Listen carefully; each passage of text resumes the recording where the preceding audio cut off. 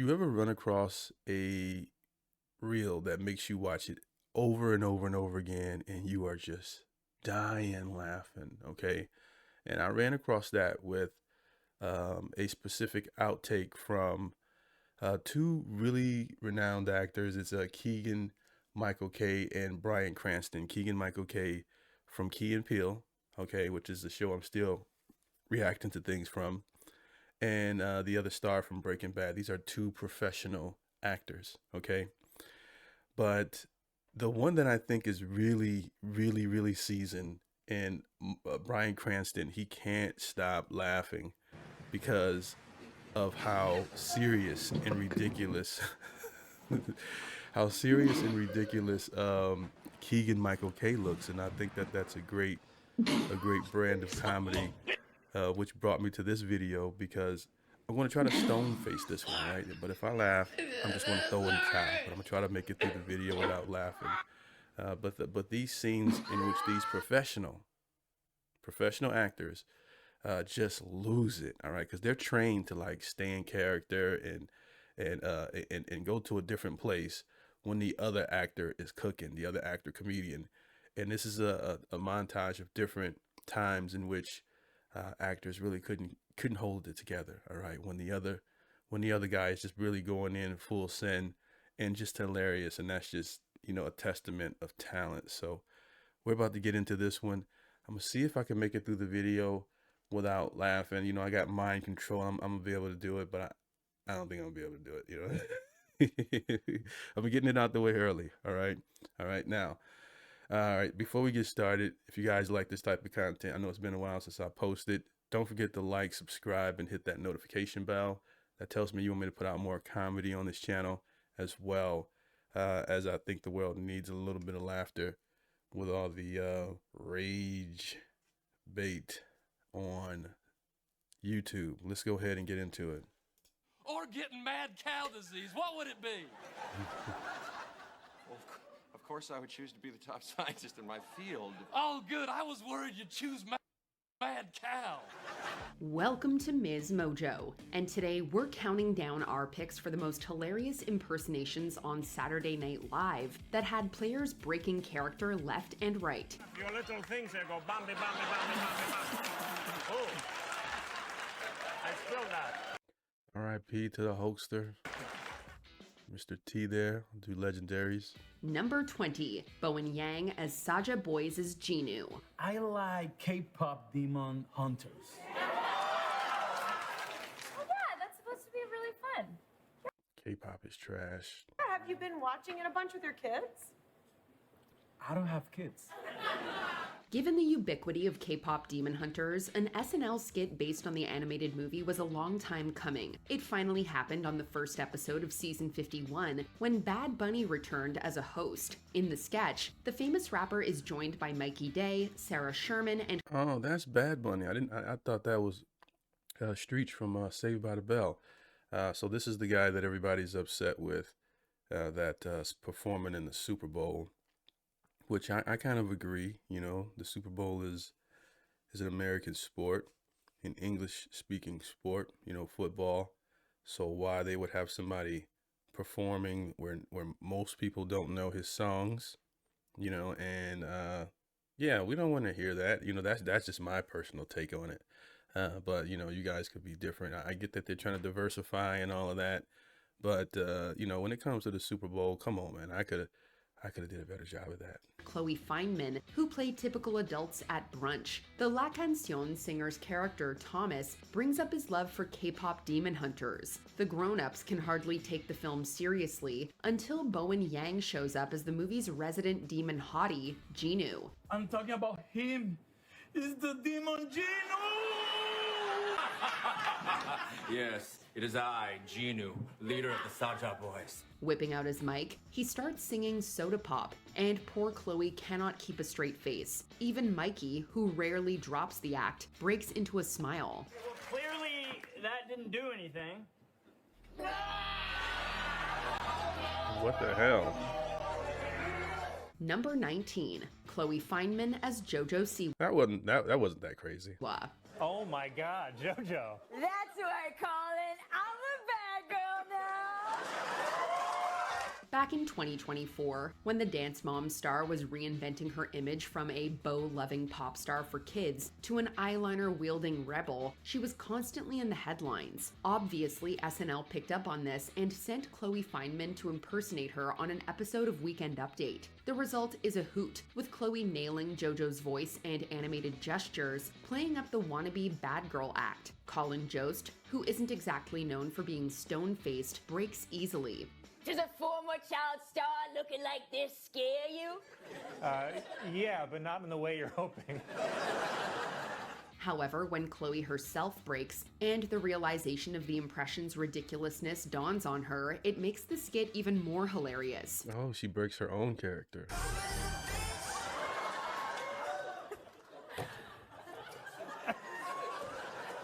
Number 18. Phil Hartman as Frankenstein's monster.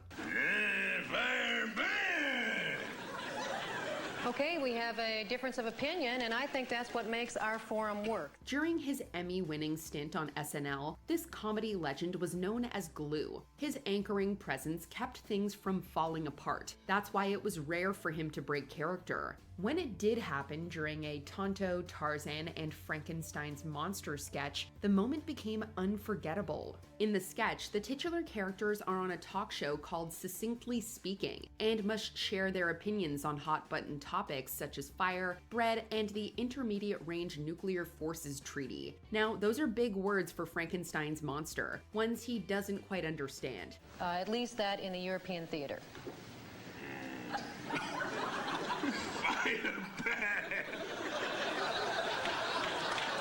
Well, there goes the stone face, but I'm not laughing. So when Hartman's character has to dodge the question, his composure cracks, making everyone else break too. From Quest for Fire. I recognize him. He's incredible. I forget what he was in, but he's good. That's the dad? Wait a minute. He was what movie was that he was in where he played? I think I remember him from Jingle All the Way with Arnold Schwarzenegger. Is that the movie where he was the dad that had a crush on? Well, he was like the slime ball that had a thing for Arnold's wife in that movie. It's a great Christmas movie. I'm recording this, in December, so I think that's him. Thank you. Number 17. Dana Carvey as Joe Biden. It's unrecognizable. I mean, the opposite. Instantly knew that was Joe Biden. Number 17. Dana Carvey as Joe Biden. It's crazy. Get your facts straight, Jack. You gotta hit him with a no joke. Here's the deal. This SNL great is a master of impressions. Yes. Since leaving the show in 1993, he has hosted it 4 times. Fans always look forward to his cameos as well. So when he returned to Studio 8H in 2024 to impersonate Joe Biden, he worked his magic. Carvey's bumbling take on the former US president had the cast struggling to stay in character. Right. Maya Rudolph, who was playing Kamala Harris, all but broke into a giggle. Meanwhile, Chloe Fineman, who was playing CBS News journalist Margaret Brennan, was grinning ear to ear. Everybody get down. I love how there was I think I think she is I think she's biracial. I would say they had a white woman playing Kamala Harris that does a pretty good job where you can see that it's Kamala Harris, but I think if I'm not mistaken, she might be biracial. Ear. Everybody get down. Tonight. Anyway.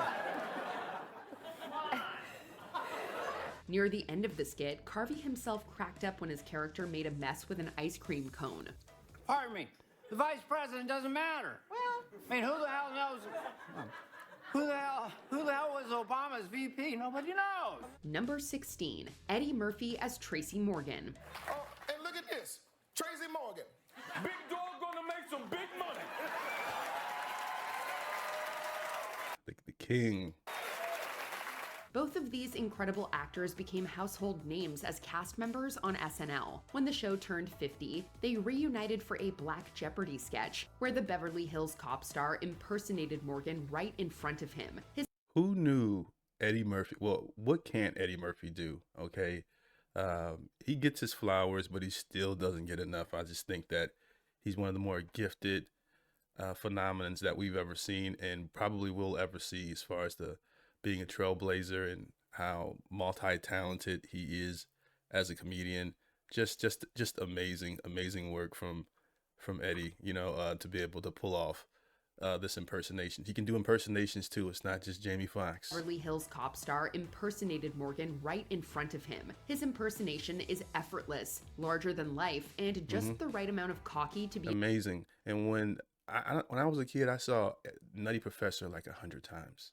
Like 100 times. I mean, and laughed every single time. I'm talking about back-breaking laughter with Eddie playing all the characters in the show. Well, most of the characters. Just an amazing talent. amusing, but not offensive. Every time he speaks, Kenan Thompson slips out of character just a little. Right. However, when Leslie Jones breaks in the most obvious way, doubling over with laughter, Tracy inevitably follows. Y'all ready for your next act? Let me hear you say yeah. This is not that.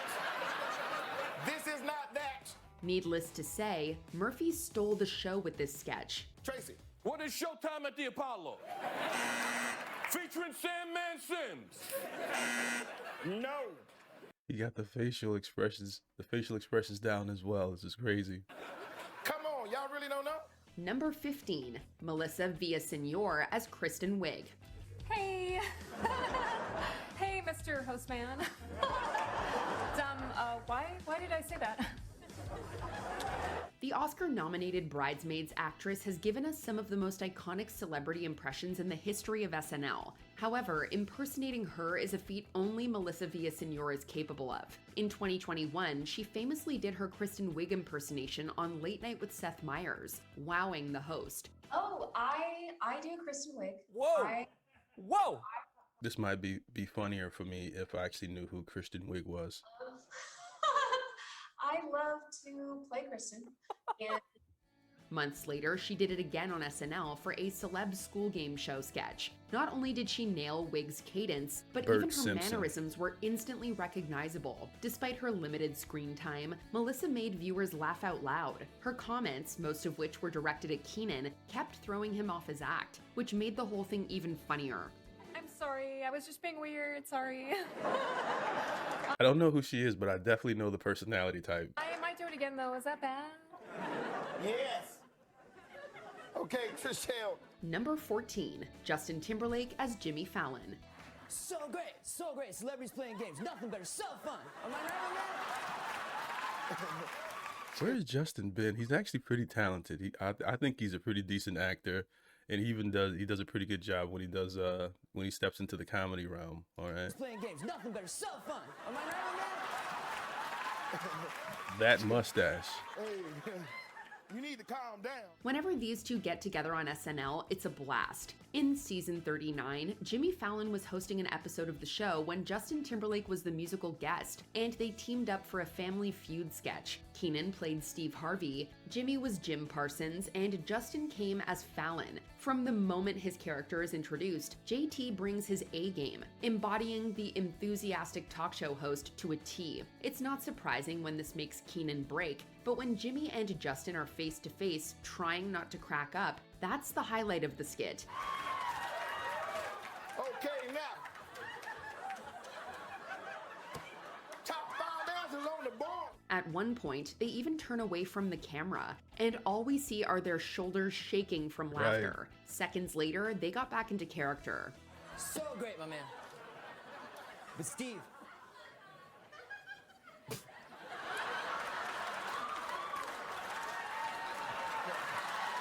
Number 13. That's good, and he's a professional. All right, Justin's good here. Will Ferrell as Harry Caray.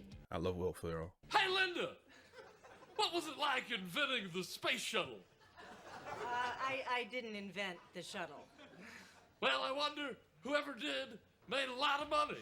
The Anchorman star has impersonated the famous broadcaster several times on SNL, most popularly in his Space the Infinite Frontier series of sketches. In one such instance, he was joined by Jeff Goldblum, who played an astrophysicist being interviewed by Caray. Jeff Goldblum, who always plays the smartest man in the room. Jeff Goldblum, who played an astrophysicist being interviewed by Caray. The Jurassic Park actor gets so baffled by some of Ferrell's bits, he inevitably breaks character. We all know that the moon is not made of green cheese. Yes, that's true, Harry. But what if it were made of barbecue spare ribs? Would you eat it then? What? In another installment, Will's Harry is joined by Joan Allen, who plays... That's not that bad. I say if you can get Jeff to get off character, that's pretty damn good, because he strikes me as the type of guy that really, really locks in when he's in a scene. Just a phenomenal actor.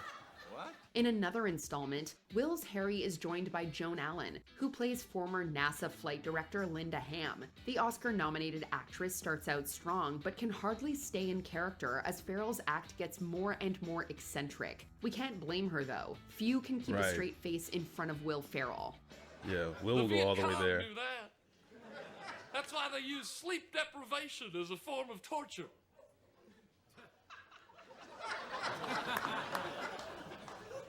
Number 12, Billy Crystal as Fernando Lamas. Oh my God. You see this? Look at this. Looks like Dorothy Lamour from behind. On the way to the commissary, I'll tell you that. It's marvelous. The multi-Emmy winning actor's impression of the Argentine-American superstar was one of his signature acts on SNL. The Fernando's Hideaway sketches, where Billy Crystal's version of Fernando Lamas hosts a talk show, were particularly riotous. So when pro wrestlers Hulk Hogan and Mr. T hosted SNL in season 10, they had to stop by Fernando's Hideaway. Unsurprisingly, the legendary comedian gets them good, making them break hard.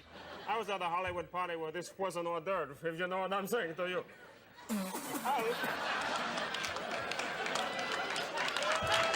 When the two got Mr. T to crack. Who just can't compose themselves, Billy improvises the most hilarious jokes in character to keep them laughing. Before you know it, he has brought the skit back on track. If that isn't proof of a genius performer, we don't know what is. Do they have names, or what do you do with this guy? Aren't they?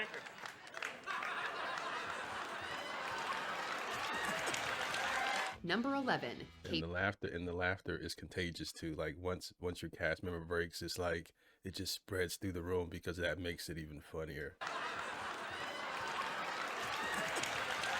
Number 11. Kate McKinnon, Maya Rudolph, Bowen Yang, and Kristen Wiig as ABBA.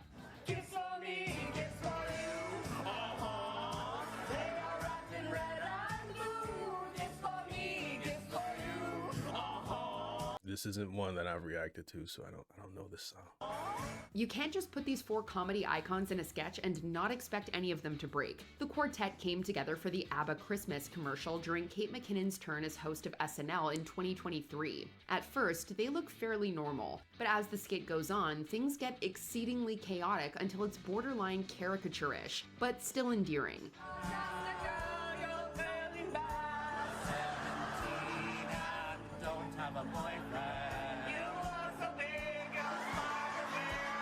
Halfway through the act, the cast members seemed as eager to make each other laugh as they were to get the audience's approval. Kate was making Kristen break, Maya's expressions had Bowen struggling to stay in character, and everyone was a giddy mess by the end, even James Austin Johnson. This is exactly how we like our SNL.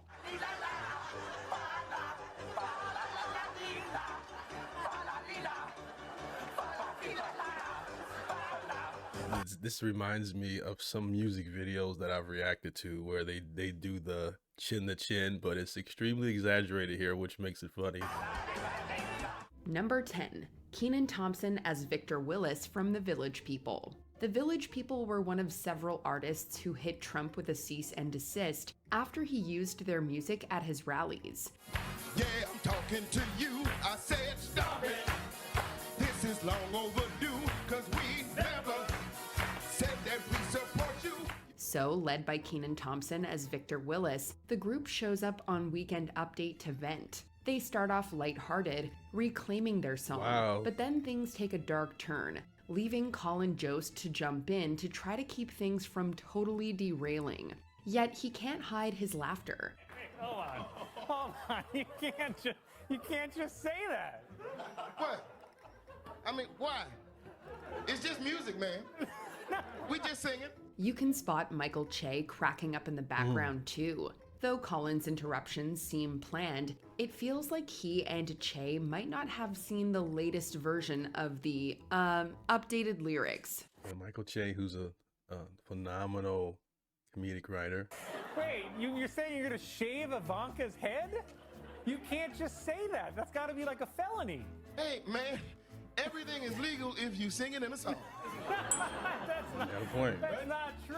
Number 9. Jimmy Fallon as Mick Jagger. It takes a good sense of humor to sit across from a comedian and watch yourself get lovingly roasted. I was about to say, isn't that Mick Jagger? Okay. I thought Mick that Jagger was him. proved he was game when he showed up as himself opposite Jimmy Fallon, who was playing his reflection.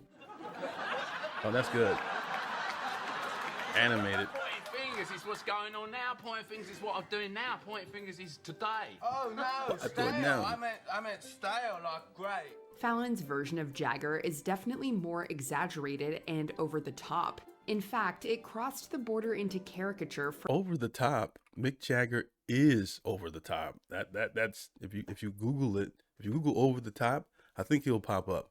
It'll be his picture there. I meant stale, like great. Fallon's version of Jagger is definitely more exaggerated and over the top. In fact, it crossed the border into caricature from pretty much the first moment, and you can see Jagger struggling not to break character. You're yelling at yourself. Stop it. Now look. Just don't do what you've done. But Fallon's ridiculous portrayal gets to him, and there are moments where he can't help but crack a huge grin. Honestly, we're surprised Fallon's Jagger didn't think it was worth pointing it out. Yo, this skit is hilarious. Pointing at you. That's Number good. 8. Leslie Jones as Samuel L. Jackson. In the Super Bowl edition of Family Feud, Leslie Jones plays Jackson, a Falcons fan with some strong feelings about party etiquette. Say something nice. It's about time we got these mother flipping Falcons in the mother flipping Super Bowl. When asked what one might bring to a Super Bowl party, this Jackson shares his thoughts on the subject. After her emphatic delivery, Thompson, as Steve Harvey, just stares as if he's trying to suppress his laughter. Something that you bring to a party. Why do I gotta bring something? You invited me. That's a stupid ass question, and I hope you burn in hell. Meanwhile, Not bad. McKinnon seemingly tries to turn her reaction into a quirky character trait, but Leslie just laughs. All we can say is, if Jackson's coming to your party, don't expect him to bring anything but himself. And you'd better thank him for it too. Look here. Is that Justin Bieber? I don't know who brought you up in here, but I'm watching you. Number 7. Kenan Thompson as David Big Papi Ortiz. Oh. Kenan has given us so many classic characters on SNL, Not the infamous Ortiz beard. and his take on David Big Papi Ortiz created an instant legend. Aro con vegetales, chicharrón de big steak.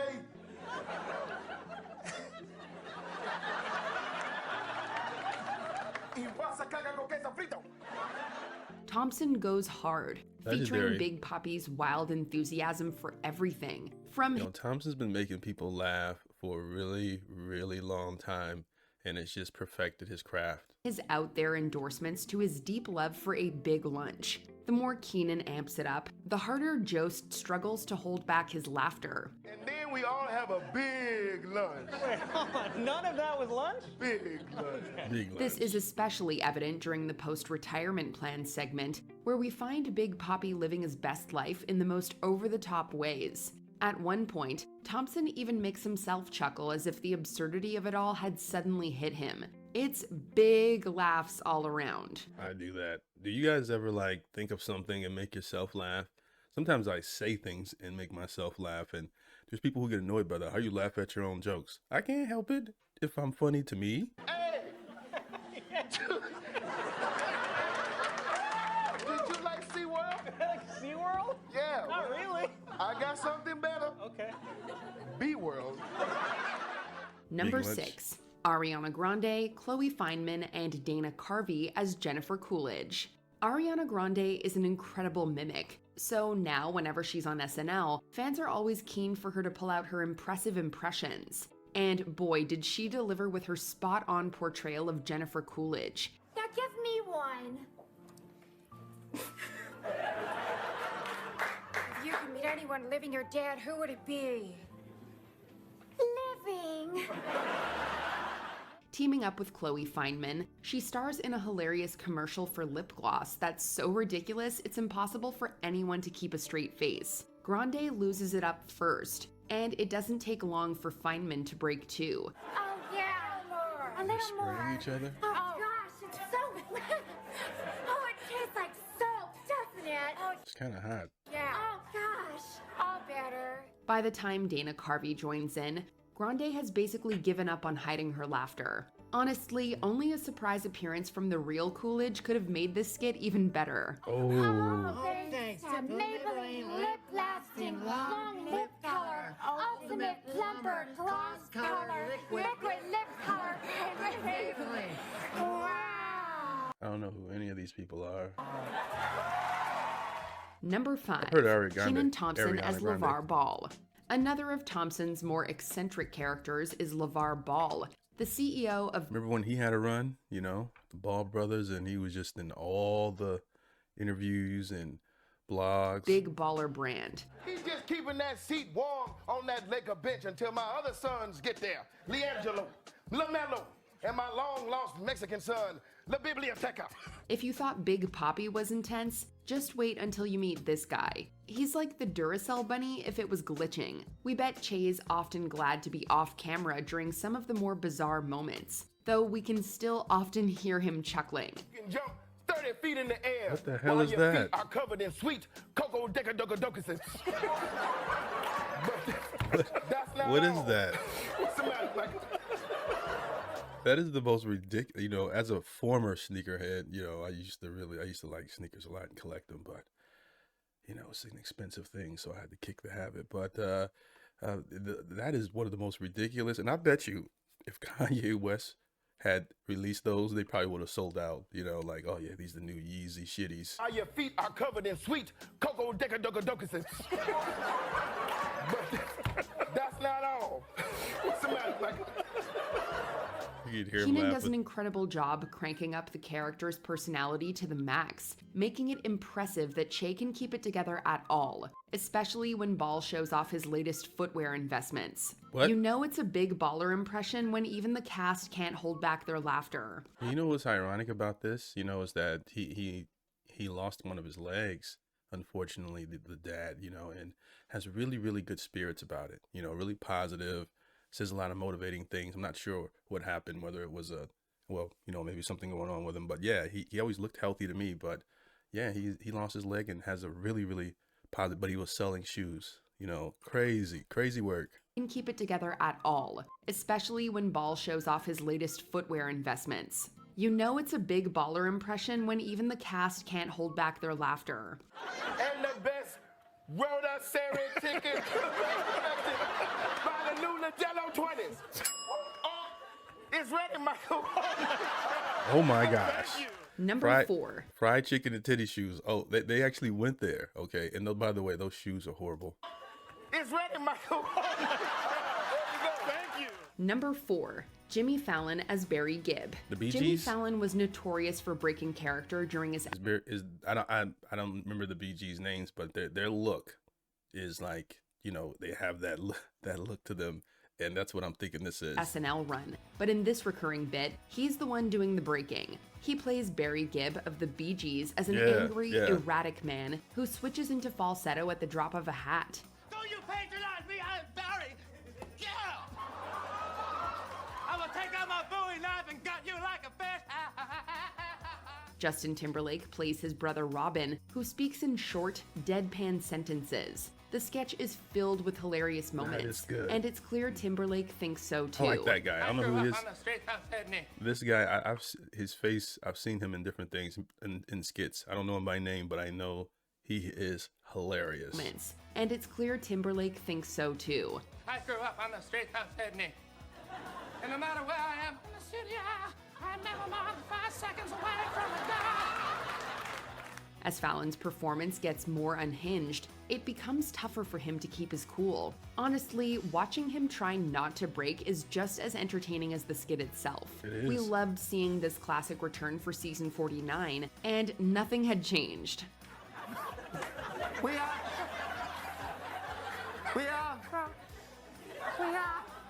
We are from Australia.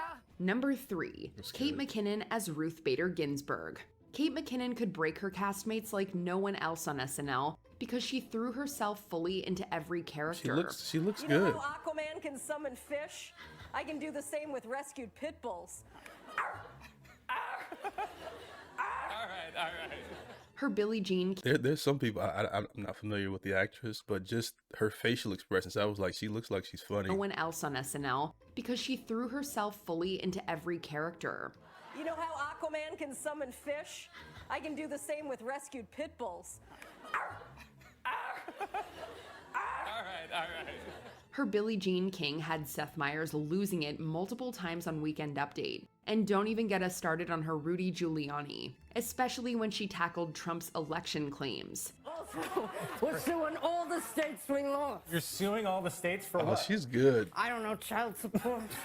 Jost keeps cracking up, and even McKinnon looked like she might break a few times. But the She's best good. might be her Ruth Bader Ginsburg impression. It's good. Oh, it's good.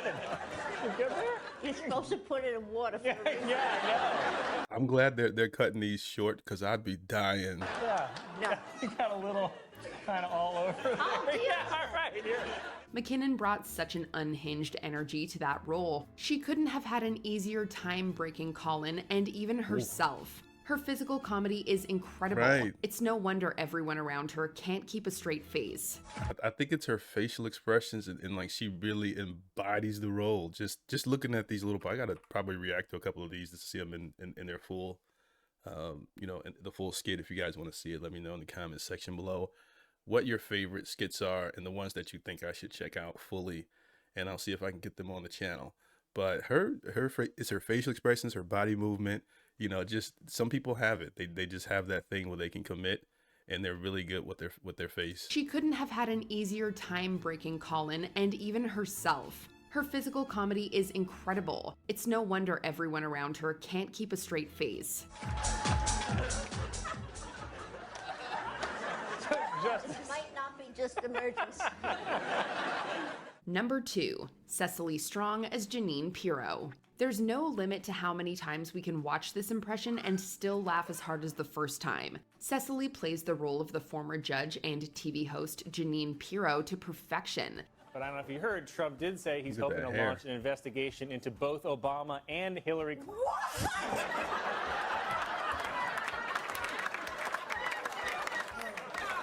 From her outlandish claims to her booming voice, that sounds like someone turned up the volume to max and broke the dial. This sketch Some of these jokes are funnier if you actually know who they're talking about, but just the mannerisms, it's funny alone, but I guess that makes it even funnier. I don't know the judge.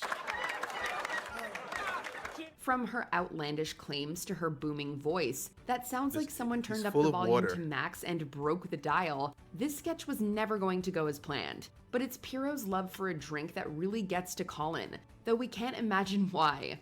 And I'm going to hold your arm for this part. By ignoring the Oh, she subpoenas, has a drinking Trump might problem. actually give Democrats more reason to impeach. Cecily always keeps this recurring gag. That might count as a laugh. Might actually give Hold Democrats on. more reason to impeach. Oh Cecily man. always keeps this recurring gag. Might actually give Democrats Oh man, I should have gave it to the other lady, but I didn't see that one coming. All right, I didn't see the other glass. More reason. Especially since it's the alcoholic part that makes it funny. Like you're not stopping nothing. All right, I your got arm another for one this lined part. up. By ignoring the subpoenas, Trump might actually give Democrats more reason to impeach. Cecily always keeps this And he's the prop for this, which makes it even funnier. recurring gag fresh, so he never knows quite what's coming. Also, singing in a crate of wine is just iconic. Honestly, Wow. we could never keep it together half as That well is as beautiful. That is beautiful. Who wrote that? When there was doubt, line it up and spit it out. Before we continue, be sure to subscribe to our channel. Oh man, this one was hilarious. Mojo, I will leave the link in the description for it as well. Switch on notifications. Yeah, Number 1. Yep, don't forget to like, subscribe, hit that notification bell for Mojo. And for me, if you like my videos, you know. Ryan Gosling and Mikey Day as Beavis and Butt-Head. You know a sketch is Ryan Gosling as Beavis, all right. hilarious whenever Heidi Gardner, who basically never breaks, can't hold it together. She starts strong, but the second she sees Ryan Gosling... Who is he here? Is he Bryant Gumbel? Who's he? These costume designs are great. I don't know about this one for Beavis or Butthead or whatever, but where's Butthead? breaks, can't hold it together. She starts strong, but the second she sees Ryan Gosling dressed as a Beavis lookalike, she completely loses it. Can you move the seats? Okay, sure. I'm sorry. I've never heard of that cartoon character. Ever the pro, she pulls herself back until she catches sight of Mikey Day as Butthead's double. And that's it. Gardner's laughing fit eventually takes everyone else down. Now he kills too. it. Maybe it's this Beavis person. I don't know. I don't watch much television. I know he's not doing his face like that. That has to be prosthetics. Okay. Maybe it's this Beavis person. I don't know. I don't watch much television. I have an incredibly busy life. Yeah, I'm very busy too. The premise is so simple and goofy that it seems destined to fall apart from the original plan. Watching the cast collapse into giggles only makes the sketch better. And come on, we're all a little shocked that Gosling wasn't the first one to go. You don't know each other? No. Hi, I'm Dean. Death rocks. Nice to meet you. Nice to meet you too. Should a good impression be accurate or... Yeah, that was amazing and fun to watch.